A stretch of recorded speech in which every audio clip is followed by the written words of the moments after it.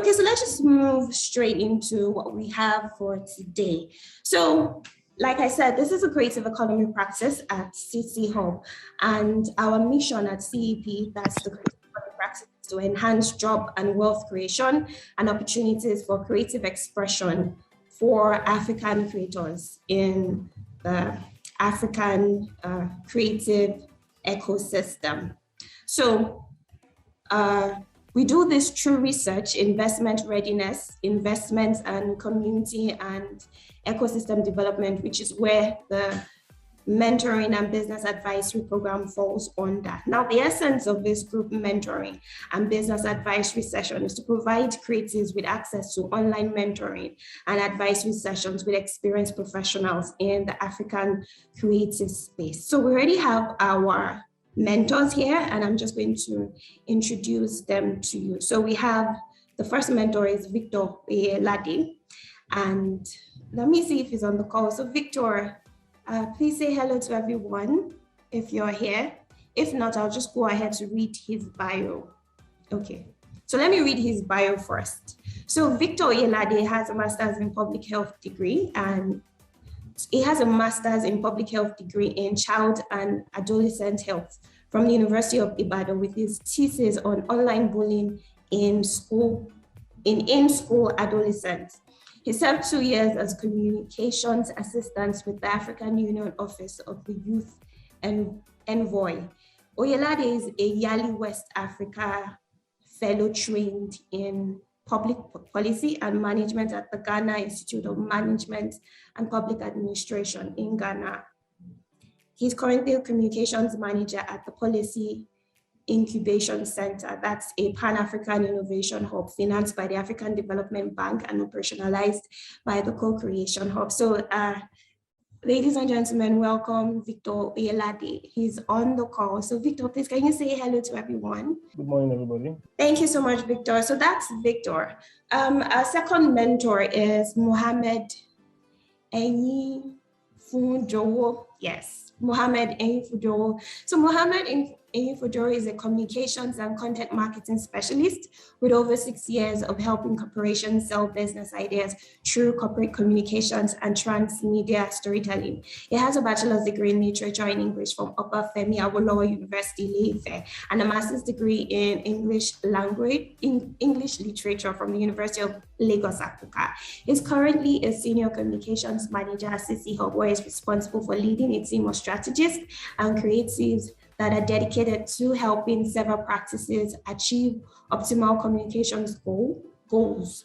He's known as a digital strategist. Mohammed is constantly researching the different ways businesses could engage their customers online. So, ladies and gentlemen, welcome Mohammed Eyinfunjowo. So, Mohammed, can you say hello to everyone? Hi, everyone. It's a pleasure to be here. Cheers. Okay, so thank you so much, Mohammed. So over to you, Labake. Labake is going to introduce how we're going to have the session. So over to you, Labake. Thank you very much, Tobilola. And once again, I'd like to welcome everybody to this mentorship session. And I know that we're going to make good use of the time that we're going to be spending here. Okay, quick one. We're going to be having 2 breakout sessions, and then one will be anchored by Victor Oyelade and the second person by Mohammed Eyinfunjowo. So this is how it's going to run. And both of them are going to be teaching simultaneously, and it's advised that you can go to any of the breakout sessions. So you can decide to go to that of Victor, you can go to that of Mohammed, and 30 minutes after we shuffle, you can leave. If you were in Mohammed's class previously, you move to Victor's class. If you're in Victor's class, you move to Mohammed's class. So that's how it's going to run. The breakout session is going to run for an hour, 30 minutes per session. So we'll be moving to our breakout sessions shortly, and if you have any questions, please drop in the chat box. I'll answer them briefly before we move to our breakout sessions, but I hope we'll understand how we're going to be moving. Okay, so Toby, we'll move straight to our breakout sessions now, and I wish you all the best as you maximize the time that is going to be spent in the breakout sessions. Like I would usually advise, ask all your questions and maximize this opportunity. Thank you very much. While we wait for more questions in the chat box, I'm going to be taking some of the questions from our form. So please hold on, let me collate the questions. So I'm going to start with Mohammed. So Mohammed, this question is, how do I make my brand stand out so I can generate sales and be unique? So there are some questions that we got from the application form that are similar. So a lot of people are asking questions about how to generate sales, how to gain visibility online using their brand strategy. So this question is similar to most of the questions. I'm just going to ask it. So how do I make my brand stand out so I can generate sales and be unique? So Mohammed, please can you help answer this question? All right, thank you very much, Tobilola. Earlier on, I couldn't unmute myself, but I guess you guys just gave me permission to. So this is a very interesting question. It's something I discussed in one of the breakout rooms. When it comes to branding, over time, you might have heard people tell you that I have a very beautiful logo. But trust me, it's not just about your logo. It's about creating useful content online that people can actually engage with. So I did mention storytelling in one of my breakout rooms. It's quite essential. You would see a lot of brands out there using storytelling as a way to connect to the emotions of their customers. So what you need to understand is this: content is king. It's something you would have heard over and over again. Content, I will repeat it, is king. So if you want to reach out to different customers, if you want to create visibility for your business, if you want to stand out, you need to create useful content that are relative to your target customers. So one thing I did mention is this: you need to know who your customers are first. Define them. Once you define your target audience, it's quite easy to now think about the kind of content that they are looking for online.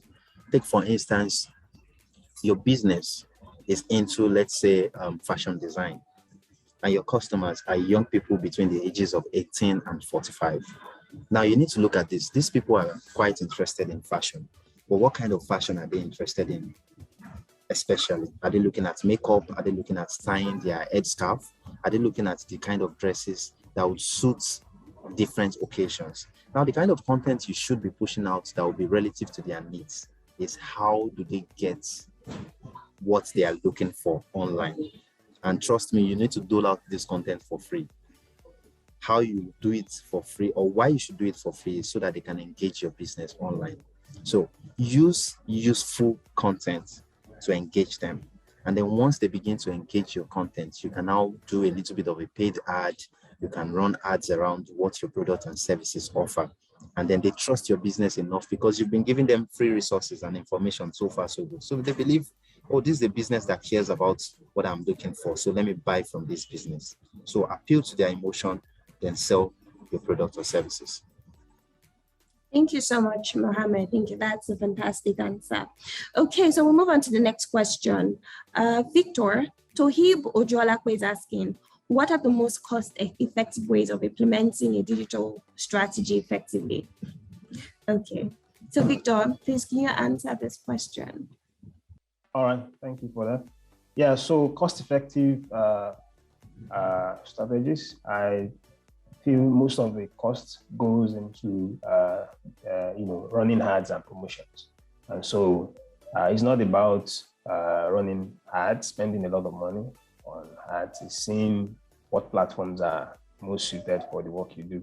Like LinkedIn, we dwell more on LinkedIn because our target audience is more researchers and the private sector. And so what I know of LinkedIn is you really don't need to spend money on ads. It has organic refill that you can always tap into every 30 days.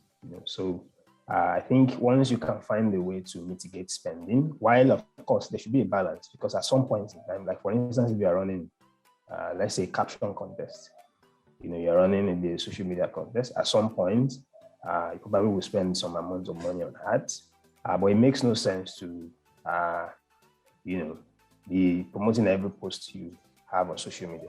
I mean, this ads cost quite some huge amount of money because it's denominated in dollars most of the time, So if you can find a way, to strike this balance, most of the social media, all the social media platforms, Twitter, LinkedIn, Facebook, IG, they have insights that you can use, but it depends on the scope of your operation anyway. Like the larger your operation, for instance, for multinationals, that won't do. You need to spend some decent amount of money on scheduling tools like Buffer, Wixit, and some of them. But for startups that are just starting out, you really don't need to do that. You can just maximize the insights that come with these platforms, Twitter, Facebook, to read how your creatives are performing and to see where you can improve on them. So I think if you can limit spending around promotions, since you're just for young startups, so I think we can cut down expenses.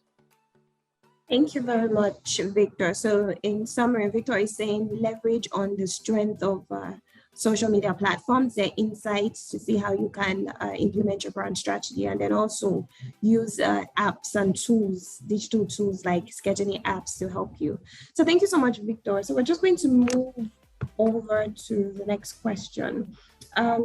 So I saw a question in the application form and I'm going to take it. So someone was asking, are there any out-of-the-box guerrilla marketing strategies that are currently being applied by teams? And this is an interesting question because, a lot of small businesses don't have a lot of money to spend, but they have really big, they're very big on creativity. So Mohammed, this question is to you.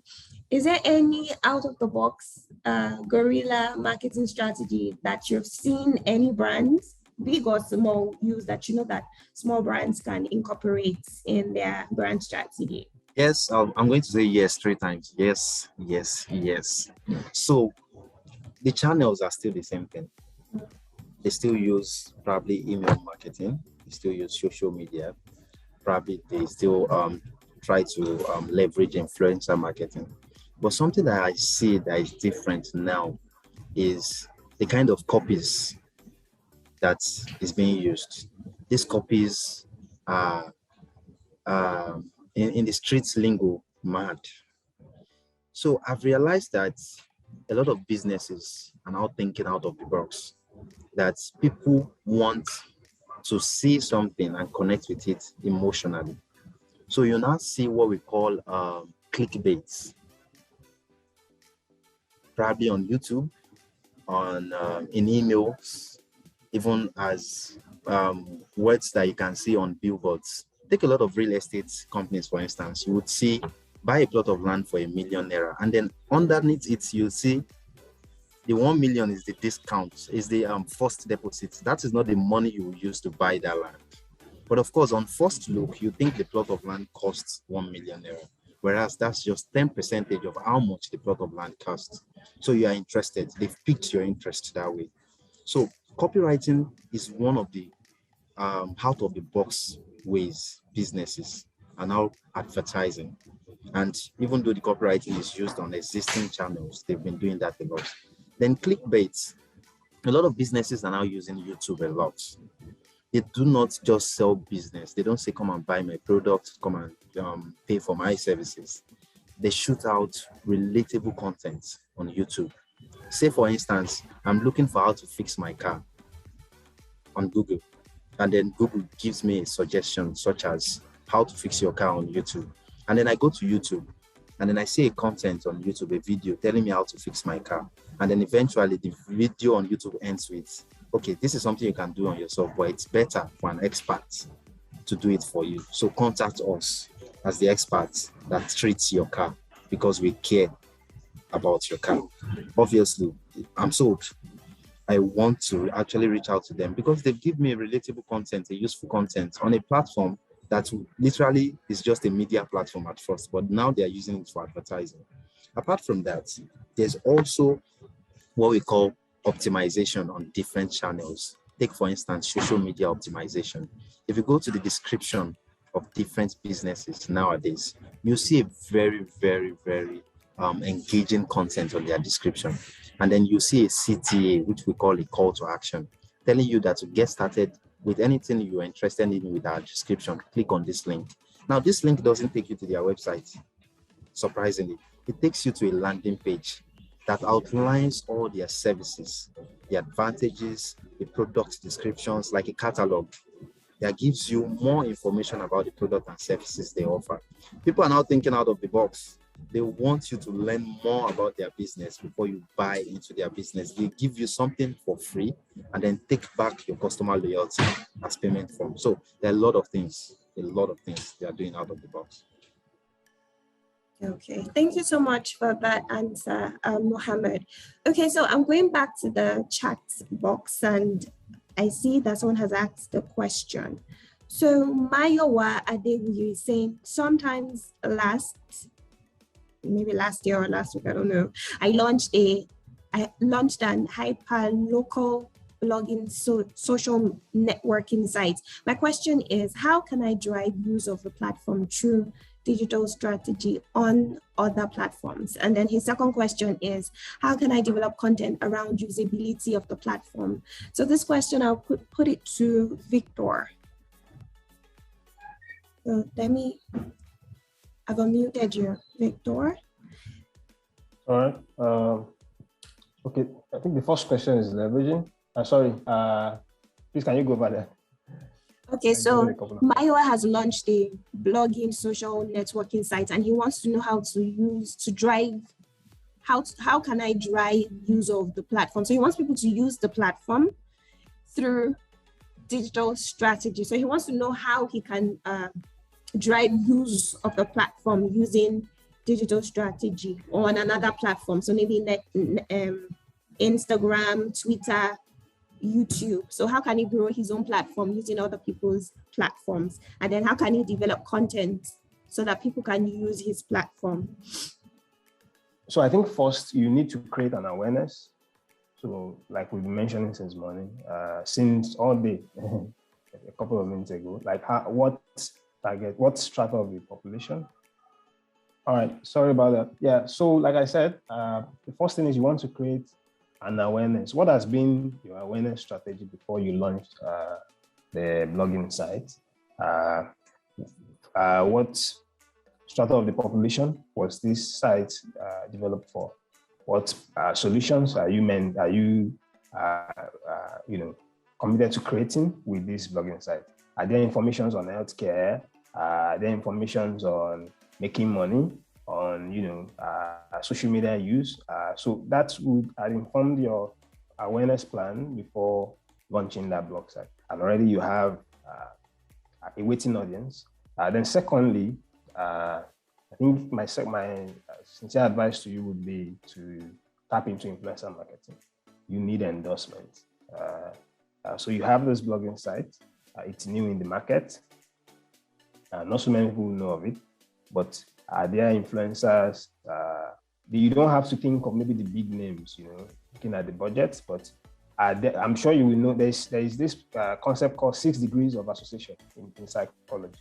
It says that when you look around, most likely just within 6 people in your network, you can always find somebody.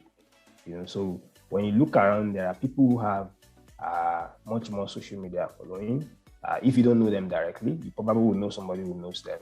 Are there institutions, are there organizations that you belong, that you used to belong to in the past, and upon starting your own outfit, you can leverage on the association and relationship you have with them for them to endorse your site. So you want to really tap into endorsement. Like, are there people, are there individuals, are there organizations, are there institutions that can throw in word for you, and pull their audience, to visit this blogging site?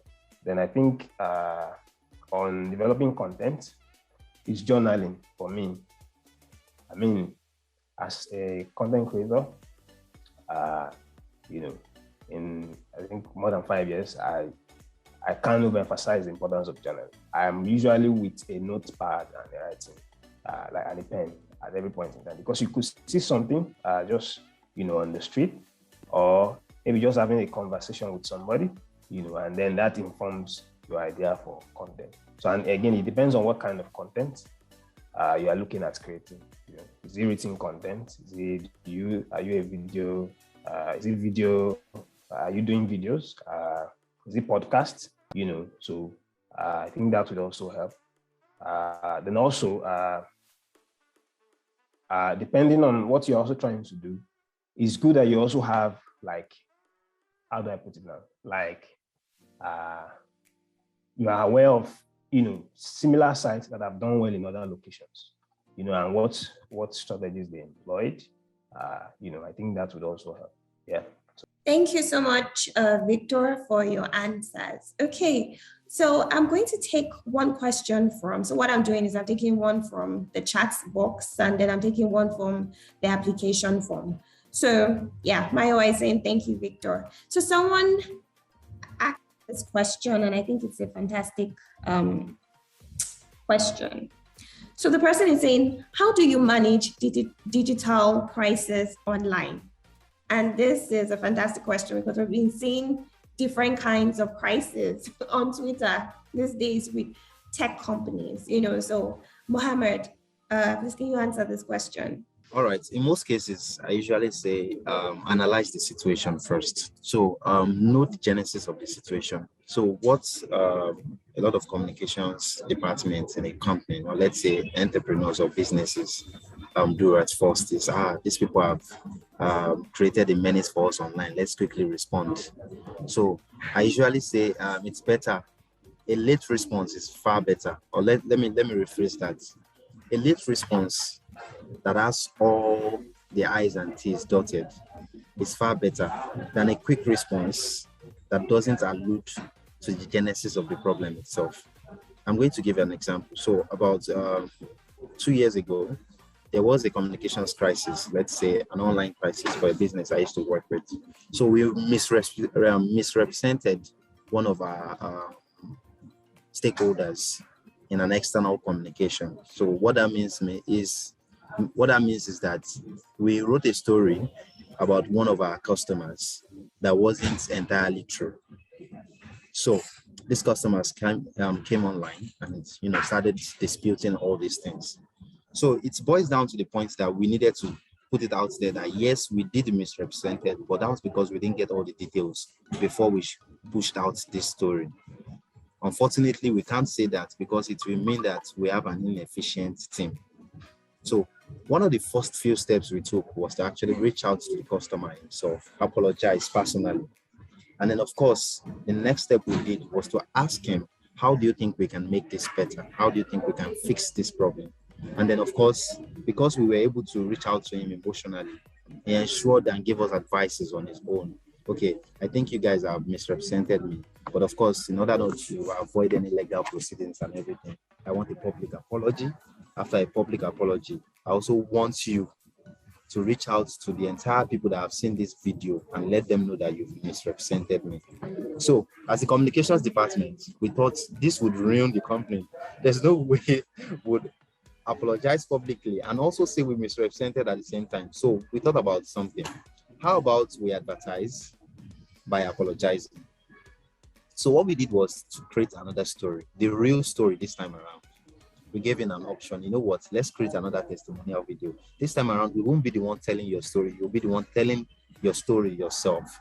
So we pushed out that story with him in view, and then let them know that this story, let's say, foreshadows the previous one, and then we are really sorry at the same time. So we've apologized, we push out the real story, and then at the same time, we've made him proud. We've alluded to him, we've kind of made him very, very happy with himself. So what this says is this: try to understand the situation first, what led to it. Because if you can understand the roots of whatever online situation, I don't like calling it what it is, I call it online situation. Whatever online situation it is, if once you know the roots, you can go back to the roots and correct it from there. And one thing I usually say is there's no bad publicity. There is no bad publicity. Even if everything, all hell was to get loose online, it creates some visibility, creates more visibility for your business. It now depends on how you can handle it, how you can ensure that everybody that has been probably groused by the situation, you can get them to calm down. You can create new stories that ensures that the previous one is easily forgotten. And of course, a public apology is not a bad thing as well. Yeah.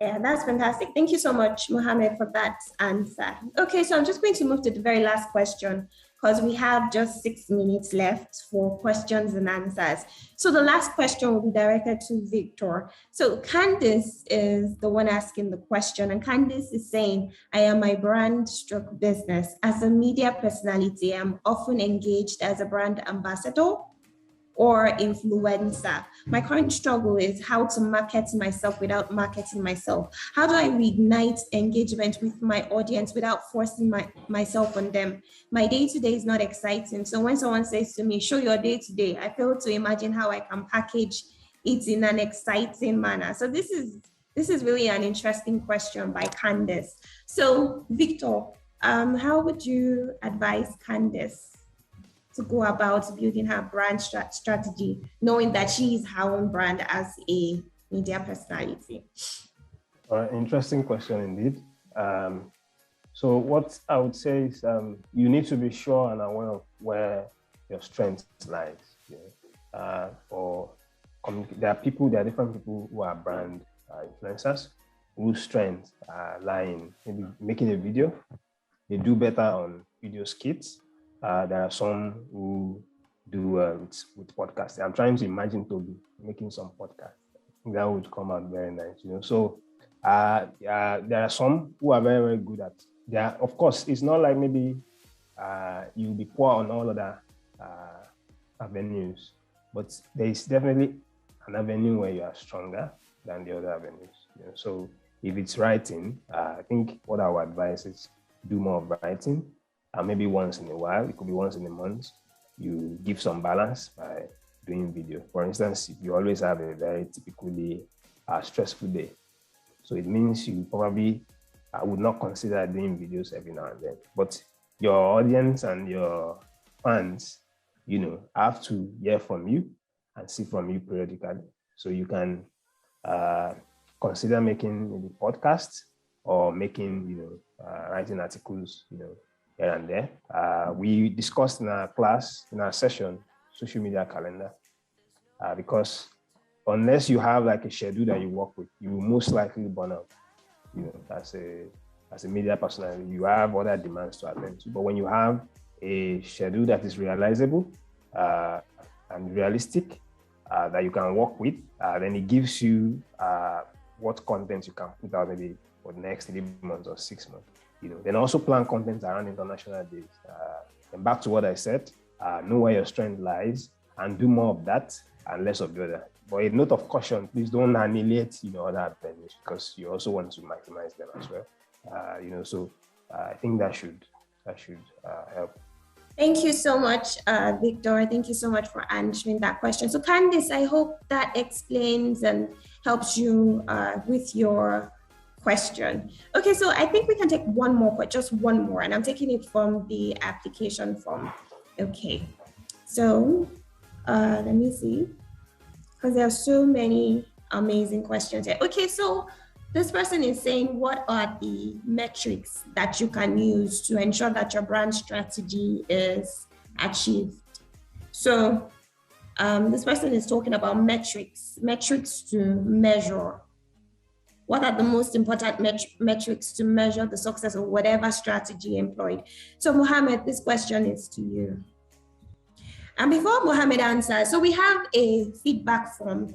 Please make sure you fill it. So I'm just going to post the link again. If you check the comment section, you will see the link to the feedback form. So please click on the feedback form and fill in your feedback. It's really, really short, about 2 minutes. Okay, so over to you, Mohammed, for our very last question on metrics, measuring metrics. All right, thank you very much, Tobilola. So when it comes to metrics, it's dependent on what your strategy is exactly and what your digital marketing objectives are.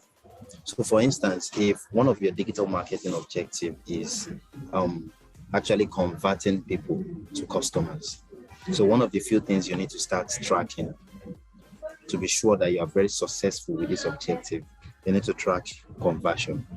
There's something we call CTR, for instance, which is click-through rate. So click-through rate means that if you run an ad, how many people are actually clicking on the CTA that comes with your ad.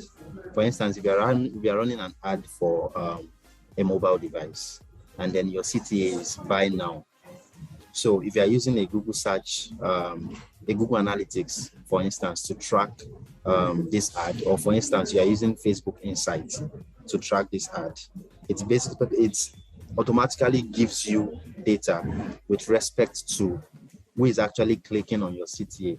And the higher the number of people that click on buy now, the higher the chances that they are actually purchasing the product. It means that they are interested in your product. That is if you are running an ad. You need to look at CTR's conversion. If you are not running an ad, and what you are basically doing is organic reach online. By organic, it means that you are not paying any money. You are just basically putting what you are selling online, expecting that your followers would see it and then probably purchase it. You need to look at the number of people that are engaging or viewing those products you are putting online, the number of people that actually message you. You are looking at messages you are receiving, you are looking at inquiries you are getting. That is if your objective is conversion. But if your objective is you want to increase your followership online, you want to increase engagement online. So basically what you'll be tracking for success, to be sure that you are actually successful with this objective, you are looking at your increments of followers weekly. Are you getting 2% increments weekly or monthly on your number of followers? If your engagement rate is about 30% on a post yesterday and it's 45% today, it tells you something. It tells you that whatever content that has increased your overall engagement, you need to push out more content like that. So tracking followership and engagement is also something you can track. We also look at website traffic. If you have a website that has a catalog of your product or services, or that explains, or that has an application form where people can actually apply to your program, you need to put Google Analytics. There's a code you can actually infuse into the website. Google Analytics helps you track website traffic. It tracks where people are actually coming from. So if your website traffic indicates that most of your website visitors are coming from the social media page, obviously most of your engagement is coming from social media. So you need to put more effort on social media to drive people to your website. So if you are tracking website traffic, you're not just only tracking the number of people that are visiting your website, you're also tracking what we call bounce rates. Bounce rates means that bounce rates are people that visit your website and leave without performing any action. So if you're tracking bounce rates, it shows that, okay, probably 100 people came from social media, or probably 100 people came from search engine optimization. Probably they Google your business and saw it and click on it. Your Google Analytics will also tell you that they come from search engine. So if they visit your website, if 100 people visit your website and 85 people leave without performing any action, without visiting more pages on your page, or even without buying your product, you know that something is wrong with your website. Probably there's not enough information. The copies you put there are not entertaining or engaging enough, or they do not have enough data to be convinced to buy from you. So your bounce rates basically give you insights. You can measure success from there. If your bounce rate is high, which means that more people are leaving your website, that's automatic failure. But if your bounce rate is low, it shows that more people are engaging your website and then they are buying from you. Website traffic, you can track that. Engagement, you can track that. Followership, you can track that. CTR, click-through rate, you can track that. Conversion, you can track. You can even track your ROI, which is ROA, which is return on ads, which means that if you are spending 5,000 naira on an ad, that 5,000 naira is getting you probably 20,000 naira profits. It shows that you are making sales. If you are spending 20,000 naira on ad, and the sales you are making within that 2 weeks on an ad is 5,000 naira, that's failure. So if you track your ROA as well, it's just basically calculating that 5,000 naira, which is ad spent, that will be profit minus ad spent. There's a calculation from it. I hope I can get it soon enough and share with everyone. But nonetheless, tracking ROA also tells you if you are making enough profits by your sales. There are a lot of things to track for success metrics. Okay, thank you so much, Mohammed. That was just a fantastic breakdown of metrics analysis. Okay, so have we come to the end? Yes, we have come to the end of this session. I'm so excited because you guys applied and then we selected you and then you showed up, and we're so excited that we've had an amazing session. So I have about 3 announcements for you. So we're going to wait for a couple of minutes. Please, if you haven't filled the feedback form, please fill it right now. I have posted the link right there in the chat box. So please use that link and start feeling it right now. Okay, so I'm just going to do a little exercise. So if you have filled that feedback form, please just say yes or done. Let me see those people who haven't filled. So write done in the chat box. Done if you are, yes. So Adalbi, thank you so much. Thank you so much. So the essence of this is because this is the very first episode, or the first episode and session that we would have for the mentoring and business advisory session. So this is the very first one, and so we want to make it better for you. We want to know how to make it interesting and exciting and very valuable. So please fill the feedback form, tell us your experience and give us your feedback. So that's one. Number two, we actually have a Facebook group, and it's a group of creatives all around Africa. So if you want to continue this conversation and say much more, please join the Facebook group. So I'm just going to post the second link. So this is the link to the Facebook group. So please join as soon as I post the link. Okay, so that's the second link. So yes, Jacob is saying this has been great. Thank you. So please fill the feedback form and also join the Facebook group. So I'll just wait 1 more minute and see how you guys are doing. So I'll post the link to the Facebook group and the link to the feedback form. So Judith is saying that she has a problem with selecting. Please just select one. If you're a fashion designer, you should be with the creative services. Okay, so just click one. Okay, Judith, I hope that answers your question. Okay. So the slides to Muhammad, we're going to send it to you in an email, right? We're going to send this to you in an email. So if you can't click on the link that Muhammad has sent, don't worry, everything will come to you in an email. Mayowa is saying done. Thank you so much. Okay, so I know a lot of you had questions that you put in the application form. There are about 260 questions, and we can't answer all of them within 30 minutes. So we have actually run out of time, but we will answer all of your questions. Mohammed and Victor would answer all of your questions, and we will send the document to you in your email. So thank you so much, Victoria. Thank you so much, Mohammed, for gracing us with your insights and your presence. So you guys, if you enjoyed our mentors class, please just say thank you to them in the comment section. Say thank you, Victor. Thank you, Mohammed, because I had an amazing time. Even the question and answer segment was really, really insightful. So please say thank you to Victoria. Say thank you to Mohammed if you enjoyed this session. Yeah, Naomi is saying thank you. Esther is saying thank you. Jamaica is saying thank you. Yeah. Okay, so if you haven't filled the feedback form, please do so. The link is in the chat box. Now, like I said at the beginning when you joined, this is the creative economy practice at CcHUB. And we have so many exciting events lined up for May and the rest of the year. Early this year, we started our CreaTech Accelerator for creatives. And we are about to announce the 15 people who would be selected.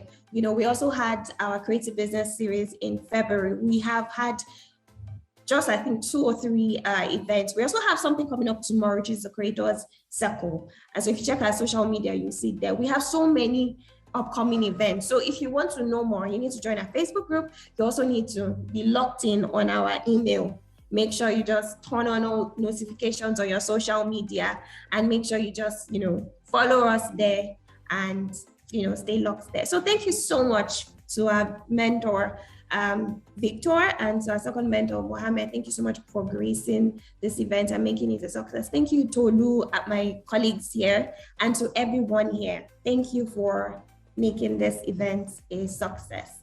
So we will be leaving in the next 1 minute. I just want to make sure everyone has filled the feedback form and joined our Facebook group.